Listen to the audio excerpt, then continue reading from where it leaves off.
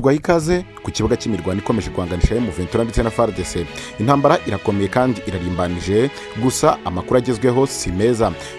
Agatinze kazaza namenyo ya ruguru. Abenshi bakomeje kwibaza aho bizerekera, dore ko FARDC ikomeje gushinjwa kwica abasivili 32 b'abatutsi muri Rucuru, ndetse ibaziza ngo kwitwa abagambanyi bazira ko bari abatutsi ndetse bavuga ururimi rw'ikinyarwanda. Nanone kandi nubwo iyi nkuru isohotse mu gihe ikomeje kuvuga ko abasirikari kabuhariwe intumwa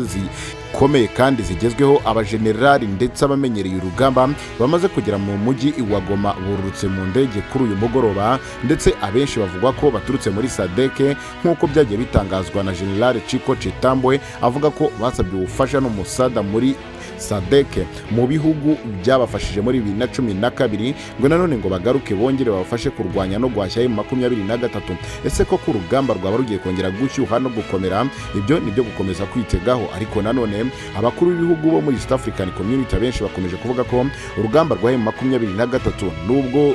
Perezida Antoine Felix Tshisekedi Chilombo ruhindura ko rworoshye, ngo M23 ntiyenda kurekura ibice yafashe mu buryo bwa vuba, ndetse kandi ngo bakwiriye kwitega ko uru rugamba rugomba kuzamara imyaka n'imyaka aho kugira ngo urumare igihe gito nk'uko babitekerezaga. Ni nyuma y'ibiganiro Joao Lorenzo yagiranye mu muhezo kandi mu ibanga rikomeye na M23, akavugana nabo ndetse akumva byinshi mu byo batekereza n'icyo bifuza cyakosoka kugira ngo byibura amahoro aboneke muri Repubulika ya Demokarasi ya Kongo. Nawe ubwe ibiganiro byarangiye yumva noneho urugamba rumurenze kandi atumva neza uko ibintu byazarangira, ngo kuko uko babitekerezaga atari ko ubimeze. Tugwaye ikaze ku buryo burambuye nta makuru y'umutekano na diplomasi n'ibindi bigenda bivugwa hirya no hino. Niba ari ubwa mbere ubanye natwe rebe hepfo y'video maze kandi subscribe cyo turushaho kubana umunsi ku munsi kandi amakuru yacu ajya kugeraho mu ba mbere. Tugwaye ikaze.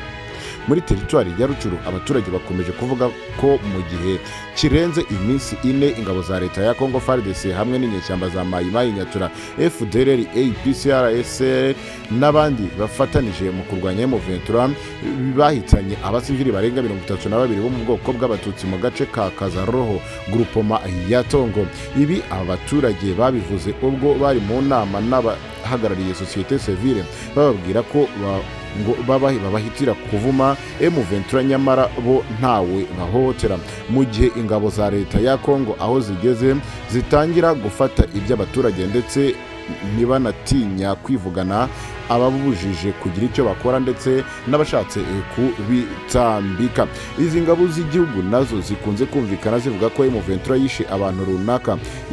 ibintu runaka, nyamara kenshi abaturage bakaba batazi ndetse bavuga ko M23 yageze iwabo amahoro akaboneka, ngo ndetse kandi nta n'impamvu bafite kuba barwanya M23 ngo kuko iyo baje haboneka ituze n'umutekano aho kugira ngo intambara ndetse no kwamburwa bya hato na hato, gukubitwa, guhohoterwa bikomeze ngo ahubwo bihita bihagarara. Uyu mutwe wa M23 kandi wakunze kugaragaza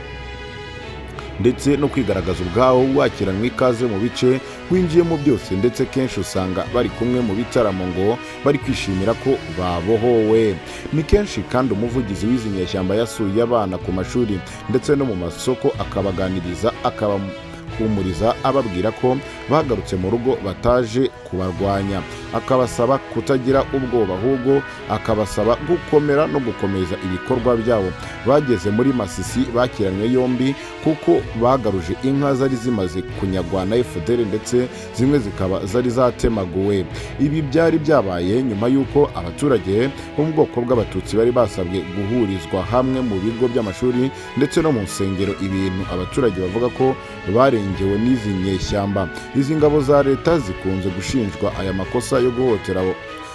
abo bakarengeye ndetse no kubasahura ibyabo uruhongohongo, ndetse abaturage bakavuga ko ibi bitagakwiriye ku ngabo za leta. Ibi kandi biri kuvugwa mu gihe u Rwanda rugerekaho ibirego bitagira ingano yitwaje umutwe wa M23 mu nama ya 52 y'akanama ka ONU gashinzwe uburengerazuba ndetse n'uburenganzira bwa muntu iri kubera i Geneve mu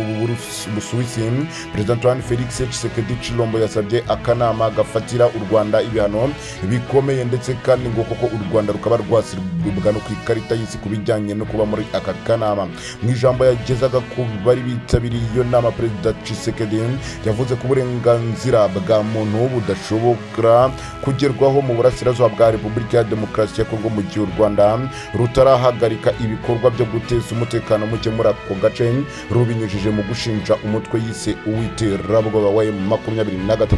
Yakomeje asaba aka kanama gufatira u Rwanda ibihano bikomeye kugira ngo ruhagarike ibikorwa byo mu bushotoranyi byibasira uburenganzira bwa muntu mu burasirazuba bw'iki gihugu. Yagize ati muri Repubulika ya Demokarasi ya Kongo ntabwo twabasha kugera ku kigero cyiza cyo guharanira uburenganzira bwa muntu mu gihe u Rwanda rukomeje gukoresha imitwe y'iterabwoba mu guhungabanya umutekano w'igihugu cyacu. Niyo mpamvu dusaba akanama ka ONU gashinzwe uburenganzira ndetse no kurengera uburenganzira bwa muntu ku isi, by'umwihariko umuryango w'abibumbye, gufatira u Rwanda ibihano bikomeye kugira ngo ruhagarike ibyo bikorwa no gusaba ko hubahirizwa imyanzuro ya Nairobi na Rwanda yanashimangiwe n'umuryango wa Afurika yunze ubumwe n'akanama ka ONU gashinzwe amahoro n'umutekano ku isi.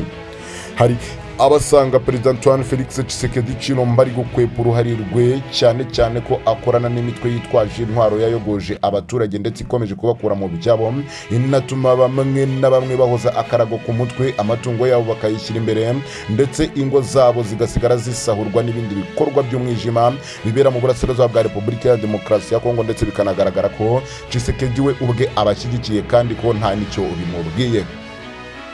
Ku rundi ruhande ariko hari abasanga Perezida Felix Tshisekedi ari gukwepa igitutu ari gushyirwaho n'amahanga kubera imvugo z'urwango, ubwicanyi n'ibikorwa by'ihohoterwa bikomeje kwibasira abanyekongo bo mu bwoko bw'abatutsi muri Repubulika Iharanira Demokarasi ya Kongo. Ubutegetsi bwe bwananiwe guhagarika, ahubwo bugasaba n'ubushyigikiye kuko ibikorwa byose inzego zishinzwe umutekano zibirebera ndetse rimwe na rimwe zikabigiramo uruhare. Perezida Tshisekedi kandi akomeje kuyobya uburari, asa n'ushaka kwirengagiza no gukwepa ikibazo cy'abanyekongo bavuga ikinyarwanda bibumbiye mu mutwe wa M23 baharanira guhabwa uburenganzira bwabo mu gihugu cyabo cya Repubulika ya Demokarasi ya Kongo, ahubwo agahitamo kubigereka ku gihugu cy'u Rwanda. Perezida Tshisekedi kandi yahisemo gukorana n'imitwe yitwaje intwari irimo FDLR, Nyatura na Mai Mai imaze imyaka irenga 20 izwiho kwica, guhohotera no gusahura abaturage bo mu burasirazuba bwa Repubulika ya Demokarasi ya Kongo, mu gihe iyi mitwe ariyo ifite uruhare runini mu guhungabanya no kutubahiriza uburenganzira bwa muntu mu burasirazuba bw'iki gihugu cya Kongo. Abakurikiranira hafi ikibazo cy'umutekano muke mu burasirazuba bwa Repubulika Iharanira Demokarasi ya Kongo bemeza ko kuba ubutegetsi bw'iki gihugu bwarahisemo gukorana n'imitwe yitwaje intwaro izwiho kwibasira abaturage bigaragaza uko ubutegetsi ndetse n'abategetsi b'iki gihugu bashyira imbere inyungu zabo bwite aho kwita kurengera abaturage bamaze imyaka irenga 20 izengerejwe n'iyo mitwe, ndetse ko ari nayo ntandaro yatumye abanyekongo bo mu bwoko bw'abatutsi bahinduka impunzi mu bihugu by'amahanga, ndetse kandi bagakomeza kugaragaza ko babangamiwe kandi koko bagakwiriye